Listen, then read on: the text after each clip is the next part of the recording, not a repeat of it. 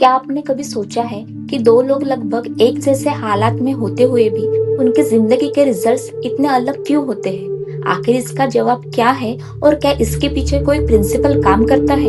इसी सवाल का जवाब मिलता है हमें 1963 में पब्लिश हुई, जिसे आज भी दुनिया भर में लाखों लोग पढ़ते हैं। इस किताब का नाम है the power of your subconscious mind. तो चलिए इस किताब के पहले चैप्टर को समझते हैं, जिसका नाम है the treasure house within you.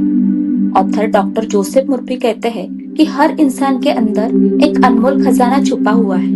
हम अक्सर अपनी प्रॉब्लम्स का सॉल्यूशन बाहर ढूंढते रहते हैं, जबकि हर प्रॉब्लम का सॉल्यूशन और अपनी जिंदगी बदलने की शक्ति पहले से हमारे अंदर मौजूद होती है।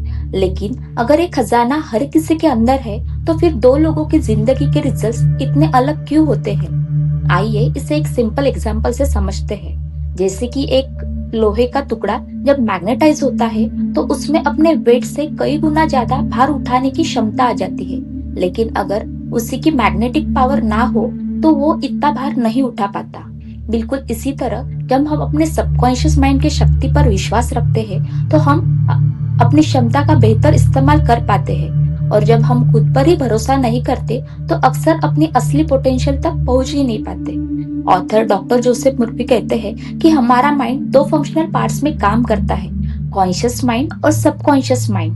कॉन्शियस माइंड वो हिस्सा है जो सोचता है, एनालाइज करता है और डिसीजंस लेता है, जबकि सबकॉन्शियस माइंड उन थॉट्स और बिलीफ को एक्सेप्ट करके उनके हिसाब से काम करना शुरू कर देता है। जैसे कि कैप्टन शिप की डायरेक्शन डिसाइड करता है। इंजन रूम में काम करने वाले लोग ये नहीं पूछते कि डायरेक्शन सही है या गलत, वो सिर्फ कैप्टन के ऑर्डर्स को फॉलो करते हैं। वैसे ही हमारा सबकॉन्शियस माइंड कॉन्शियस माइंड के दिए हुए विचारों और विश्वासों को एक्सेप्ट करके उनके हिसाब से काम करता है। अब सवाल ये है कि सबकॉन्शियस माइंड आखिर किस प्रिंसिपल पर काम करता है?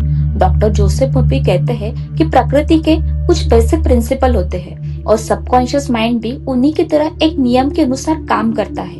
पानी का भी एक नेचुरल लॉ है। मान लीजिए दो ग्लास एक पाइप से जुड़े हुए हैं। अगर एक ग्लास में पानी ज्यादा है और दूसरे में कम, तो पानी अपने आप उस तरफ बहेगा जहाँ लेवल कम है। ये तब तक होते रहेगा जब तक दोनों ग्लास में पानी की लेवल बराबर ना हो जाए। इसीलिए कहा जाता है कि पानी अपना लेवल ढूंढ लेता है। वैसे ही इलेक्ट्रिसिटी का भी एक नेचुरल लॉ है। इलेक्ट्रिसिटी हमेशा हाई पोटेंशियल से लो पोटेंशियल की तरफ फ्लो करती है। ये भी बिना किसी फोर्स के अपने नियम के हिसाब से काम करती है। वैसे ही हमारा सबकॉन्शियस माइंड भी इसी तरह एक नेचुरल लॉ पर काम करता है। ये जो हम बार बार सोचते हैं, उसी को एक्सेप्ट करके उस दिशा में काम करना शुरू कर देता है।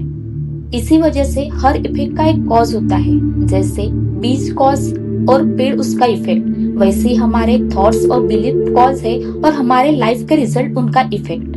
इसलिए इस लेसन से हमें ये सीखने को मिलता है कि लाइफ का सबसे बड़ा नियम है law of life is the law of belief. आप जिस बात पर बार बार विश्वास करते हैं, वही धीरे धीरे आपकी जिंदगी की दिशा और परिणाम दोनों तय करने लगता है। इसी बात को डॉक्टर जोसेफ मुर्फी ने एक सुंदर लाइन में कही है, change your thoughts and you change your destiny. अगर आपको ये एपिसोड वैल्यूएबल लगा हो, तो चैनल को सब्सक्राइब जरूर कीजिए।